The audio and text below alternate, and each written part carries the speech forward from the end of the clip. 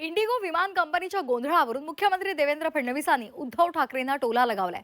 Uddhav Thackeray Indigo विमानाने येत नसून त्यांच्या खासगी विमानाला काही अडचण असल्याचं फडणवीस म्हणालेले आहे। तसंच नागपूरला अधिवेशनाला येण्यासाठी समृद्धी मार्ग सुद्धा तयार आहे असा टोला फडणवीसांनी लगावलाय।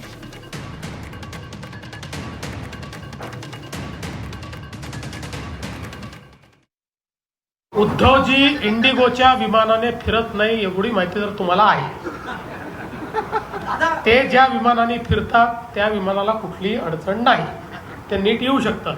बाकी कोणाला अडचण असेल तर शिंदे साहेबांनी आणि मी समृद्धी महामार्ग बांधलेला आहे। गाडी पाहिजे असेल तर पाठवून देतो।